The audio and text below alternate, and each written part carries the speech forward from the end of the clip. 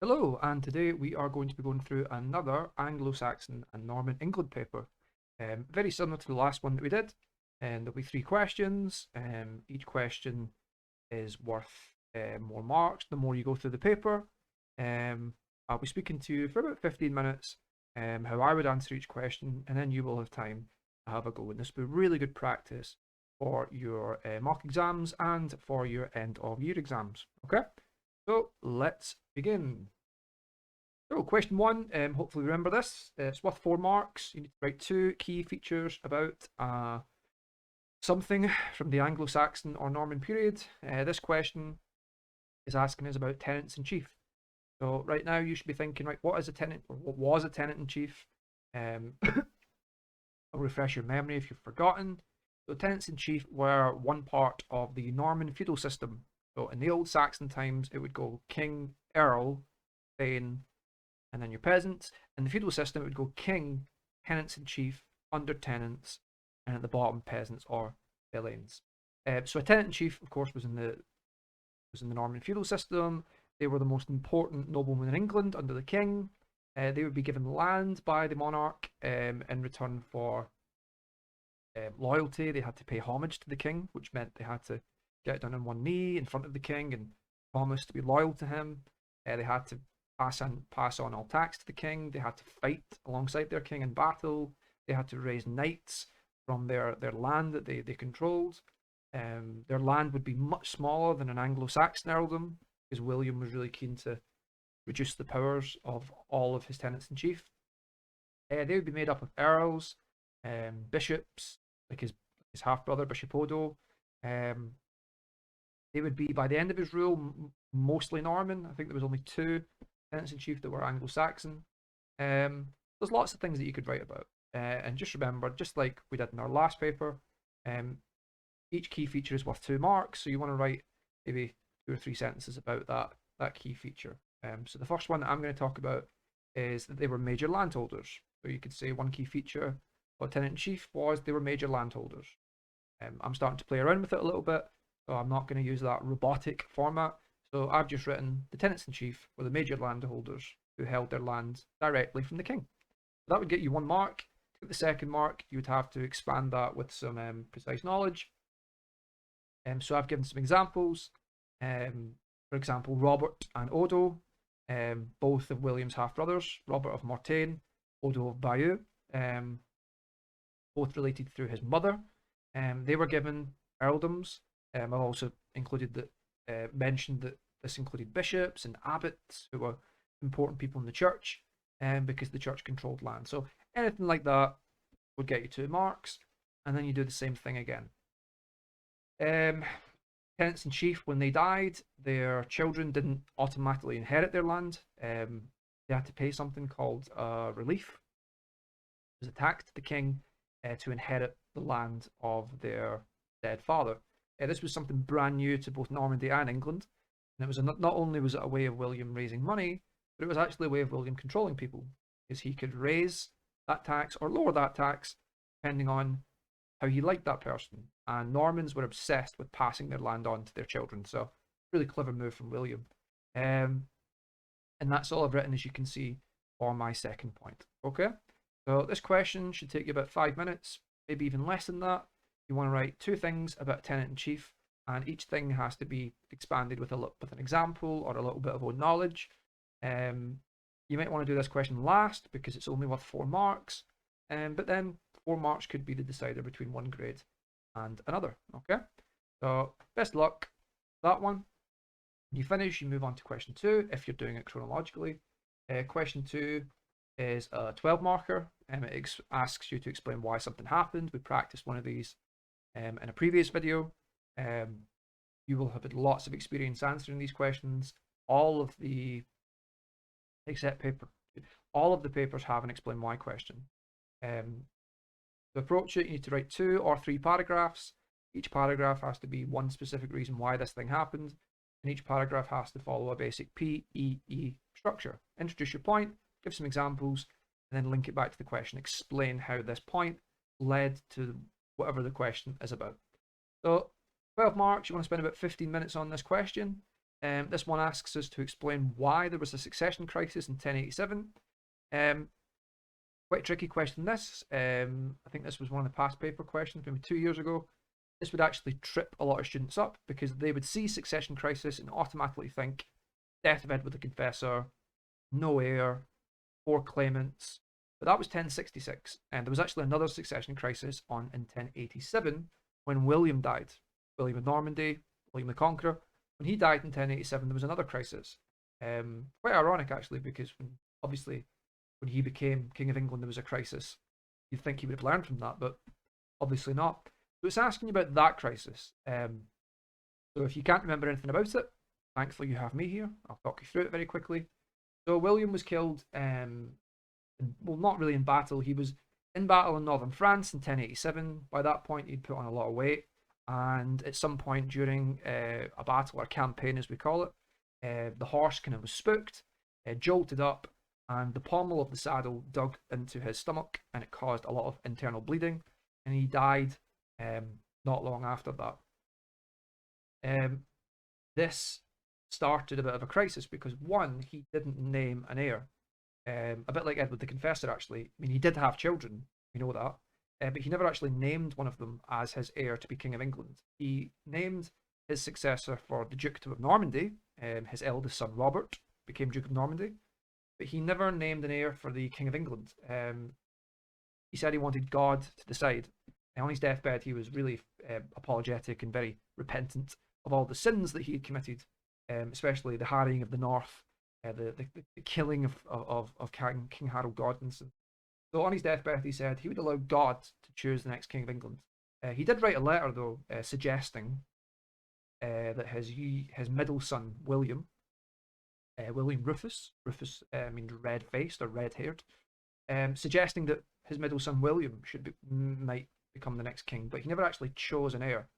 And that created a bit of a problem because straight off the bat, lots of people started to question whether or not William II, his middle son, was the rightful king, because William II was chosen by Lanfranc, the Archbishop of Canterbury. He was not chosen by the Witan. So lots of people questioning whether or not he was the rightful king. Also, William II was William I's middle son, and in Norman culture, it was the eldest son that would inherit all the land and all the titles. So, according to Robert and many of his barons, the King of England should actually be him, not William. Another reason is because of that pesky Bishop Odo, William I's half-brother. Just before his death, William actually ordered him to be released from prison. A kind of last act of kindness, I suppose. And Odo actually teamed up with William's other half-brother, a guy called Robert of Mortain. And the two men decided that they would actually support their nephew, Robert, the Duke of Normandy, to be the King of England. So they raised a bit of an army in England to try to overthrow King William II. So that was another reason why there was a crisis as well. So all we have to do is take those, what I've just said, and turn it into some paragraphs. Let's have a little look at how we could do that. So the first one I'm going to talk about is the fact that William died without an heir. You want to use the question to help you write this. The question says, why was there a succession crisis? Do you say, one reason why there was a crisis was because William died without naming an heir? That's your point. Then you want to expand it with some evidence. Again, you're not describing too much, you're just very briefly explaining what you mean by that. So I've just mentioned that he named Robert as the Duke of Normandy, but he didn't choose an heir for England. He said he would let God choose. Suggested that maybe William, his middle son, could become king, but he never actually named him his heir. And then at the end, you need to explain how did that cause a crisis? What was the effect of that? So it caused a crisis because even though Lanfranc chose William to be the next king, it meant that many people questioned this. Because he was chosen by Lanfranc, he wasn't chosen by the Witan. And this angered Robert, the Duke of Normandy, and lots of other Normans, which actually increased the chance or the likelihood of a war between England and Normandy. So that's your first paragraph. You can see, just like the other video, there's a beginning, middle, and an end. I introduce my point, I give some examples, and then I link it back to the question. And then you want to do that another time, or even another 2 times, okay? Because you might want to write 3 paragraphs at the most to get full marks. I'll talk you through another paragraph, but I'm not going to talk you through all 3 of them. Your second paragraph, I'd probably mention the fact that Robert made a claim to the throne of England. So a bit like 1066, there were multiple people who claimed they should be the King of England, so that's going to cause a crisis. I've just very, very briefly given some examples of what I mean there. So the Norman custom was the eldest son always inherited the land. Therefore, it should have been Robert, not William, who should become King of England.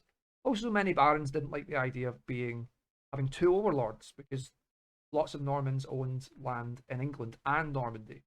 So they would have 2 overlords, Robert as the Duke of Normandy and William as the King of England. So they didn't like having 2. They just wanted one person. And for many of them, that should be Robert, because he's the eldest son. And how did that cause a crisis? What's the impact of that? Because it led to Robert claiming that William wasn't the rightful king. And if that didn't happen, then Odo and the half-brother Robert of Mortain would not have instigated a rebellion. Okay? So beginning, middle, and an end. 2 paragraphs or 3 paragraphs explaining not what the crisis was, but why it happened. Why was there a crisis? And just to make things confusing, just remember, there's 2 Williams. There's William I, who died, and there's William II, his middle son, who becomes the King of England. There's also 2 Roberts. There's Robert, William's eldest son, who becomes Duke of Normandy, and there is Robert of Mortain, William I's half-brother, or Robert's half-uncle, I suppose, who joins with Odo to try to get rid of King William II. Okay? So you might want to spend some time just familiarising yourself with who these people were, all the Williams and all the Roberts. Okay? So 12 marks, 15 minutes, you get 2 pages of script to write on in the exam paper. You might not fill all that, but you do need to try to write in paragraphs, okay? And when you finish that, progress to the last question, which is worth 16 marks. We did one of these the other day, and in a previous video, they give you a statement, the exam board gives you a statement, and they ask you how far you agree with it. That just means you write an essay. You look at both sides of the argument, and then you come to a conclusion on whether or not you agree with this statement. It's not asking you to explain why something happened, it's asking you, was this the main reason for this? You need to keep referring to the question throughout. 16 marks for this one. There's no marks for spelling, punctuation, or grammar in this paper. It's only worth 16, there's no extra 4. That being said, it is still half this paper. So if you don't do this last question, that's 50% gone straight away. So you might want to do this one first. That might be a clever thing to do. So let's have a little look at this one for a couple of minutes, and then I'll give you some time to have a go at writing these. It was luck that allowed King William to regain control of England in 1075. How far do you agree? So this refers to the revolt of the Earls in 1075, when 2 Norman Earls and 1 Saxon Earl decided to rise up against King William, overthrow him. They were going to be joined by the Danish, who were going to help them do that. They were then going to divide the country into 3 separate kingdoms, and each of them would have their own area to rule. William was in Normandy when this all kicked off. It was actually Lanfranc, the Archbishop of Canterbury, that kind of put things in place to stop it from happening. If that's not ringing any bells, perhaps go back and revise that at some point, because it was a very, very important rebellion. This question is asking you why it failed. Was it luck, or was it something else? Your first paragraph has to argue in favour of the statement that it was luck that helped William crush this rebellion. Okay, so that's what I write. On the one hand, luck did play a large role. That's your first sentence. Then you want to expand it with, a little bit of evidence. I'm not being too descriptive here. I'm not really describing the rebellion. I'm just very quickly explaining what this lucky thing was. So when Ralph and Roger raised armies in Hereford and East Anglia, they are in separate parts of the kingdom. Hereford is on the border between England and Wales in the west, and East Anglia is in the east. So they are 2 opposite ends of the country. They plan to unite, march to London, boom. If this had happened, William's kingdom would have been lost. But by chance, Waltheof, who is one of the other earls involved in this, he actually told Lanfranc who was the Archbishop of Canterbury, William's right-hand man, he actually told Lanfranc about the plan. That was lucky. Like, no one, William could not control that. That was pure chance that that happened. Okay? And then you want to explain, well, how does that link into the question? How did that help William? It allowed Lanfranc to put in place a plan to stop the armies uniting. It bought William time to come back to England and raise an army. So as you can see, that's my first paragraph. I introduced my point in support of the statement that it was luck that helped William control England in 1075. I give a little bit of examples. One example there of what the lucky thing was. And then I link it back to the question by explaining how this helped William control England. So I keep referring back to that question. Then you want to look at the other side of the argument. Was it just luck? Well, not really, because if it was just luck, then that's really doing Lanfranc a massive disservice, because he put in place a lot of things to stop this rebellion being successful. If that hadn't happened, even though if he'd been told about it and did nothing, the rebellion would have succeeded. So it can't just be luck. There has to be another factor, which in this case is what this guy Lanfranc did. That's what your second paragraph is going to say. Okay? Remember, you're not really describing the revolt. You're trying to explain whether or not it was luck that helped it end. That's how I'm going to start off. However, luck alone cannot explain how Lanfranc prevented the two armies. Therefore, perhaps luck was not the main reason. So that should actually be in green because I'm referring back to the question there. That's how I'm opening my second paragraph. And then going to give some examples. He wrote letters pleading with them to stop. He excommunicated them from the church, which means he banished them from the church. They would no longer go to heaven or be buried on holy ground. He told this guy, Bishop Wulfstan, to raise an army and go up to fight Roger de Bretu, one of the other Norman earls, stop his army from uniting with the others. And then at the end, how does this link into the question? How is this more or less important than luck? And that's what I've said. So this was important because it prevented those two armies from uniting. By weakening them, it bought William time. Without this plan, the rebellion would have been successful, regardless of whether or not Lanfranc was told. Therefore, I think that this is more important than luck. All right, so as you can see, I'm not just describing the rebellion, I'm explaining whether or not it was luck that caused it to end. So even when I introduce another point and say that actually it could have been Lanfranc that helped it end, I'm referring back to the question at the end. Okay? Now, I've only written 2 paragraphs, it's worth 16 marks. Common sense would tell me that I need to write another one. So is there any other factors that I could think about that are maybe more important than luck? Well, William himself, William did some really clever things to help this end as well.